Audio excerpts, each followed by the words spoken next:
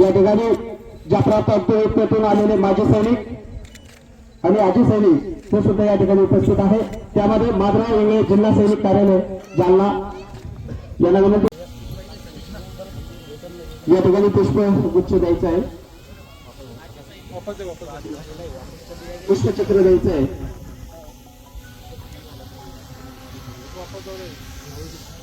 यानंतर कुल्ली पाटील मुख्य भारतीय सैनिक, त्यानंतर नंदकुमार भोपळे माजी सैनिक तालुका अध्यक्ष यांनी समोर यायचं आहे। जाफरा तालुक्याच्या वतीने या ठिकाणी भावपूर्ण श्रद्धांजली अर्पणसाठी उपस्थित सर्वचे मी या ठिकाणी हे करतो। यानंतर या ठिकाणी जवखेडा बोरपुरी ग्रामपंचायतचे सरपंच अरुण पाटील आवकारे यांना विनंती करतो की त्यांनी समोर यायचंय, पुष्पचक्र अर्पण करायचं आहे।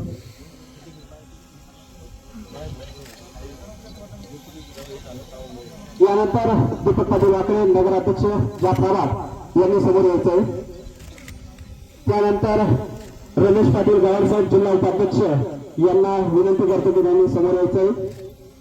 त्यानंतर रामधन दादा कळंबे जिल्हा परिषद सदस्य यांना सुद्धा विनंती की त्यांनी समोर यायचंय। त्यानंतर सूर्यकांताई लहाने राष्ट्रवादी जिल्हा अध्यक्ष तथा नगरसेवक यांना विनंती की त्यांनी समोर यायचंय।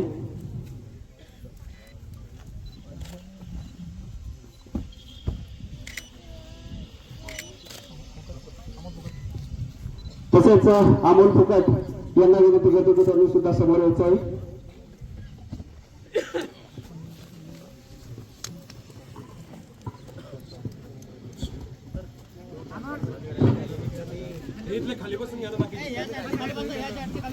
या ठिकाणी हरिभक्त परायण मार्तंड माऊली बोरगावकर हे सुद्धा या ठिकाणी उपस्थित झालेले आहेत, त्यांनी समोर यायचंय। त्याच्यानंतर हरिभक्त परायण ज्ञानेश्वर माऊली हे सुद्धा या ठिकाणी उपस्थित, सर्व आजी माजी सैनिक आणि निरोप देण्यासाठी सर्वजण या ठिकाणी आलेले आहात। आई आणि वडिलांना जेवढे दुःख झालेलं आहे हेच दुःख आपल्या सर्वांवर सुद्धा आज या ठिकाणी झालेलं आहे।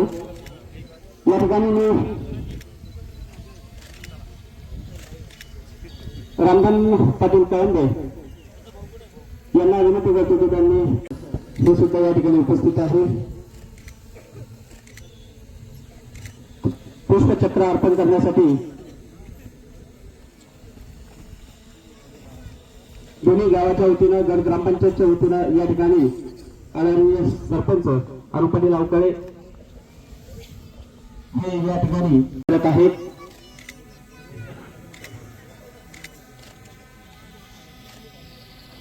यानंतर आपल्या या बोरपुरी आणि जवखेडा ग्रामपंचायतच्या वतीनं सुद्धा या ठिकाणी रिप अर्पण करत आहे। त्यासाठी त्यांना विनंती करतो की त्यांनी समोर यायचंय, शंकर पाटील गायके या प्रतिनिधी म्हणून।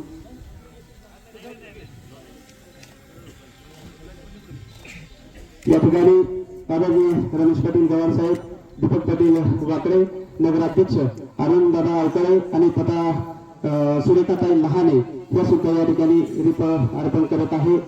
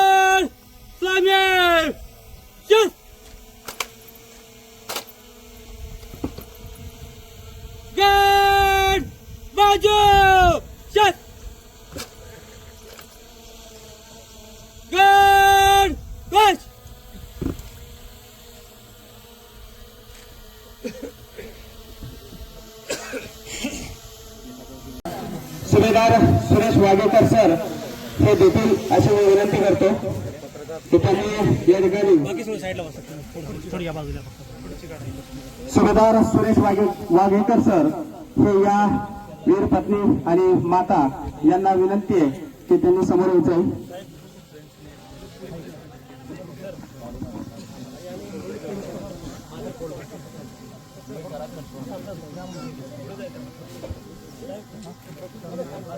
या ठिकाणी वीर माता आणि त्यांची पत्नी यांना हा तिरंगा झेंडा या ठिकाणी देण्यात येणार आहे.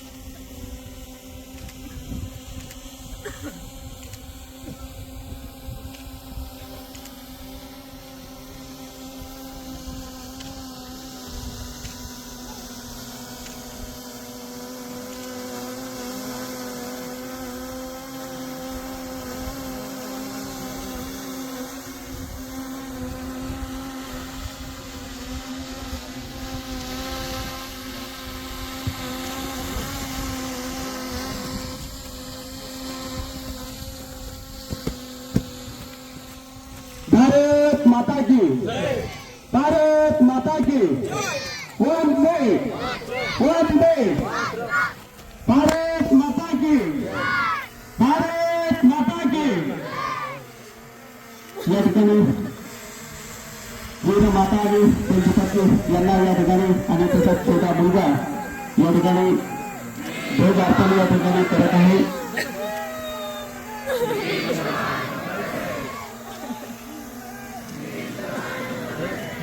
ओके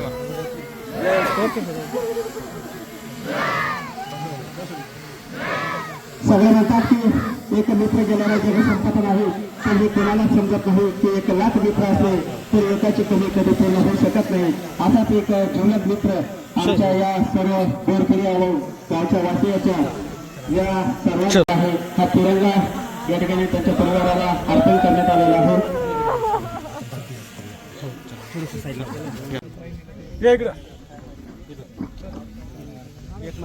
आले आणि ते या गावातून आपलं नाव आणि आवाज त्यांची स्वर्गापर्यंत गेली पाहिजे. कारण की भगवंताने गीतेमध्ये सांगितलेलं आहे की बाबा ते कर्म करशील, कर्म करत असताना जर तुला मृत्यू आला अर्जुना तर तू स्वर्गाचं राज्य भोगशील आणि जिंकला तर जगाचं राज्य भोगशील. म्हणून याप्रमाणे भगवंत आज या ठिकाणी आपले समाधान पाचते शहीद झालेले आहेत. मी घोषणा देणार आहे, सर्वांनी 2 हात वर करायचे आणि जोरात बुलंद आवाज म्हणायचा घोषणा द्यायच्या, भारत माता की, भारत माता की, भारत माता की, वंदे वंदे वंदे, अमर रहे, अमर रहे वीर जवान, अमर रहे, अमर रहे, अमर रहे वीर जवान, अमर रहे, अमर रहे, अमर रहे वीर जवान, अमर रहे. जय हिंद. सैन्यामध्ये आपली ड्युटी करत असताना त्यांना एक छोट्याशा आजारामुळे आज त्यांना देव आज्ञा झाली, पण आपण त्याला स्वरूप देतोय शहीद.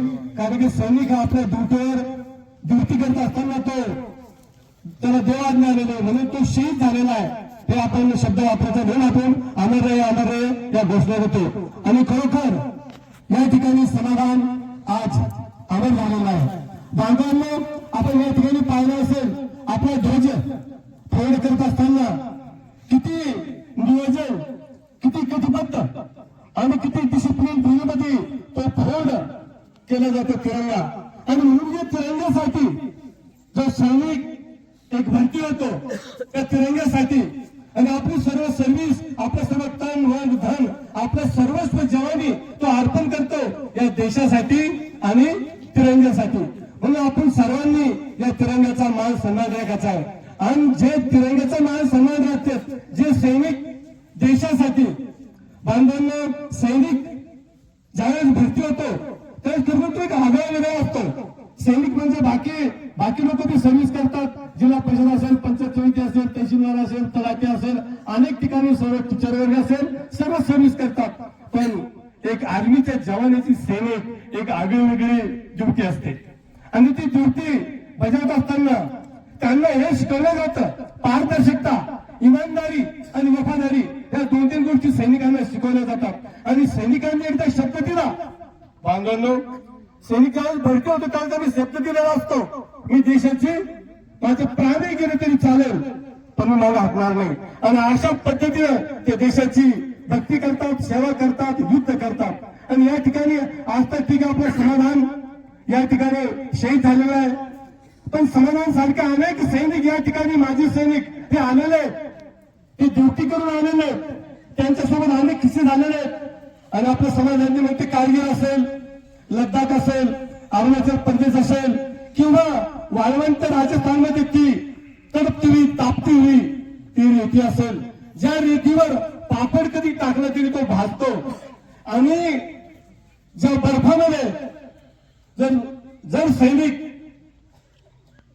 टॉयलेटला गेला, तो गरम पाणी करून जर घेऊन गेला तरी त्या ठिकाणी तेवढं काही त्या पाण्याचं, गरम पाण्याचं बर्फ बनतं. आणि अशा परिस्थितीमध्ये हे सैनिक त्या ठिकाणी सेवा देत असतात. म्हणून माझं हे सांगणं शासनाला, मी हे सांगेन, आमचे तहसीलदार साहेब असतील, कलेक्टर साहेब असतील, लोकप्रतिनिधी असतील, मी त्यांना हे सांगणार आहे आणि सांगतो त्यांना माहितून. आता कालही आमचे सैनिक नागपूरला अधिवेशनाला काही मोर्चा काढला होता, पण तोच विषय मी तर न घेता मी हे सांगेल की जेव्हा जेव्हा जसे तुम्हाला या सैनिकांना सहकार्य करता येईल त्यांना. आता यांच्या ताई आहे, आता एवढा सैनिक गेल्यानंतर एवढा प्रॉब्लेम येतो, एसबीआय प्रॉब्लेम येतो, कर्नाटकला सर्टिफिकेट मागायचं तर अनेक ठिकाणी प्रॉब्लेम येतात. आम्ही पाहिलेले बोरगावला आमचे फलाट वाढले होते, त्यावेळेस खूप अशा समस्या आल्या होत्या. म्हणून मी सर्वांना विनंती करेल, सर्व या ठिकाणी बसले आहेत की त्यांच्या सैनिकांच्या पत्नीला, त्या परिवाराला कुठल्याही प्रकारची व्यथा येता कामा नाही, त्यांना कुठली परेशानी होता कामा नाही. आपण एक आपली बहीण, आपली मुलगी आणि आपलं म्हणून त्या सैनिकाच्या पत्नीला, त्यांच्या आईला सहकार्य करा. आणि त्यांना जे काही शासकीय दरबारामध्ये जे काही त्यांना देता येईल, इथं रूल बनलेले, जे तुम्हाला ते त्यांचे सहकार्य करता येईल शासनाच्या वतीनं, ते या परिवाराला सहकार्य ते करणारच आहे आणि करतील अशी मला गॅरंटी आहे. कारण की अनेक सैनिकांना मी सहकार्य केलेलं आपण देशामध्ये पाहतो.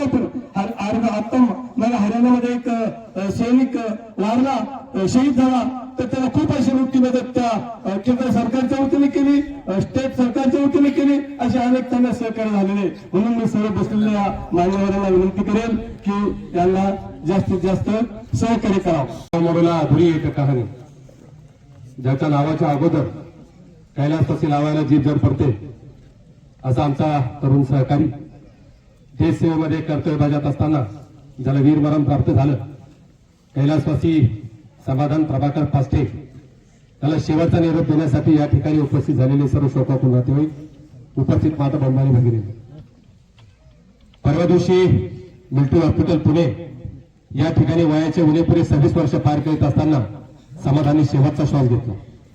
त्याच्या जीवनपटावर या ठिकाणी अगोदरच्या सर्वच वक्त्यांनी सखोल असा प्रकाश टाकलेला आहे. गेल्या 6 वर्षापूर्वी भारतीय सैन्य दलात भरती झाल्यानंतर काश्मीरच्या पूंछ या ठिकाणी त्याची नियुक्ती झाली.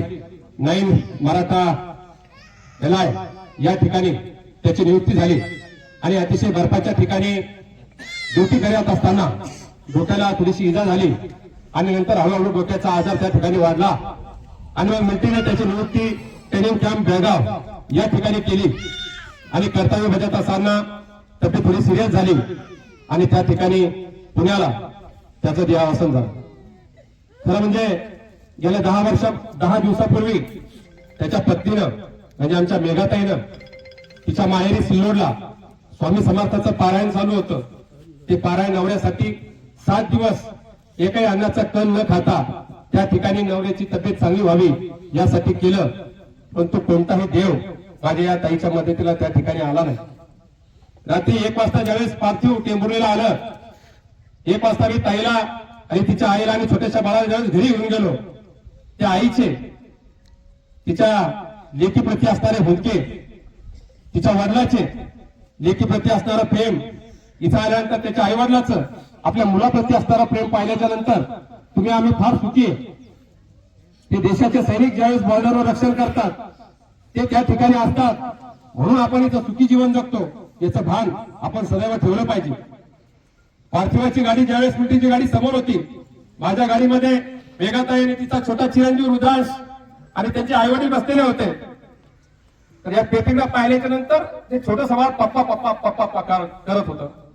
आपण आपल्या मुलापासून 1-2 तासही वेगळे राहू शकत नाही. आणि या रुद्रांशला विचारला, भविष्यामध्ये त्याचा बाप सुद्धा कळणार नाही. बाप क्षणोक्षणी बाप लागतो, कशाला बाप लागत ते मला सांगा. प्रत्येक ठिकाणी बाप लागतो. आणि अतिशय आकाली तरुणपणी माझ्या बहिणीला या ठिकाणी वैधव्य आलेले आहे.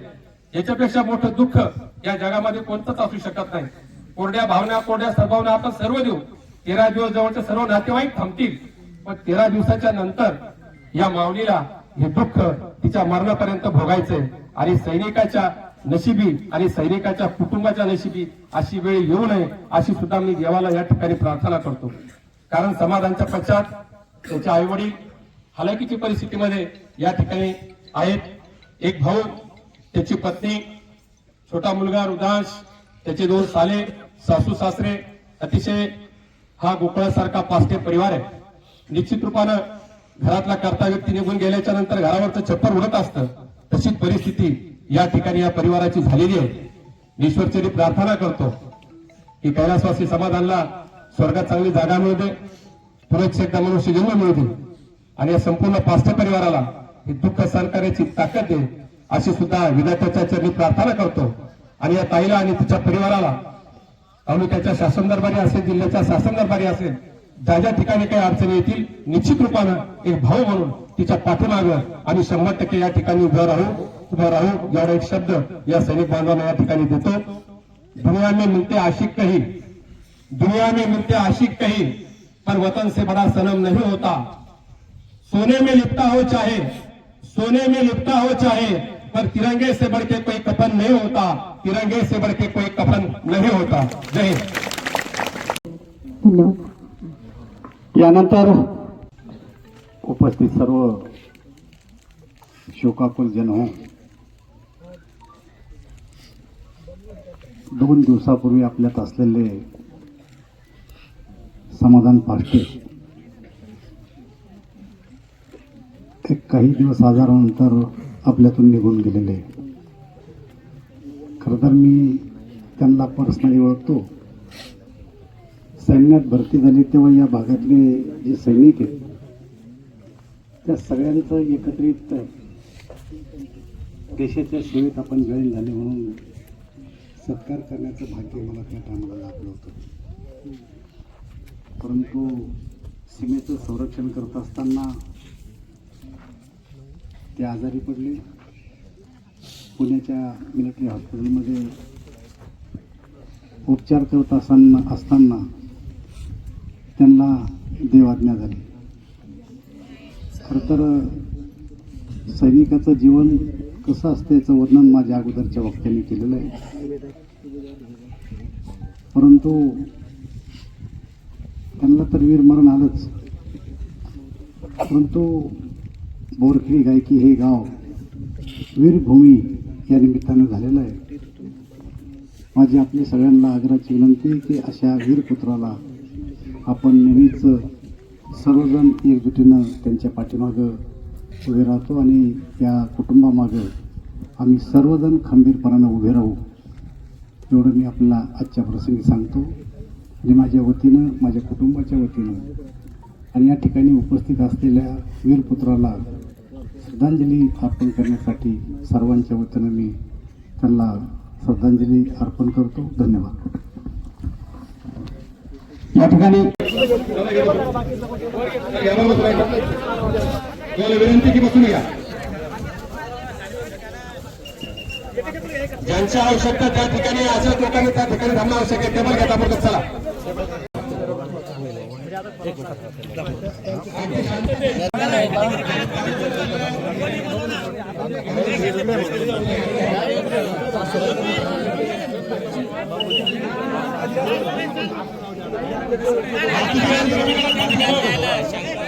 त्याला बलुदान बालवाच्या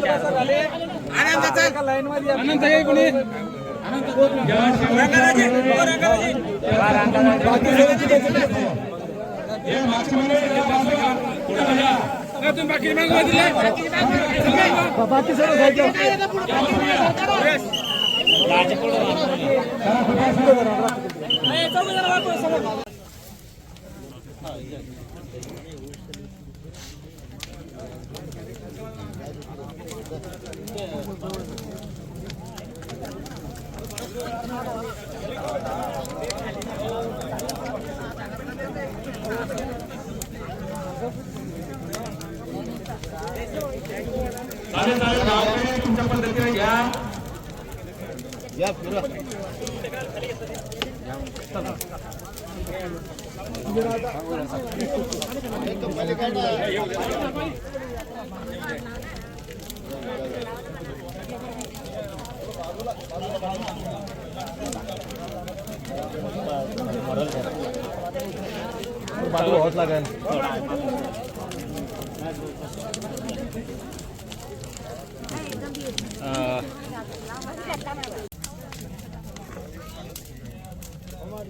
कैलासवासी समाधान पास्टे, कैलासवासी समाधान प्रभाकर पास्टे यांचा रक्षा विसर्जनाचा कार्यक्रम उद्या सकाळी ठीक 9:30 वाजता या ठिकाणी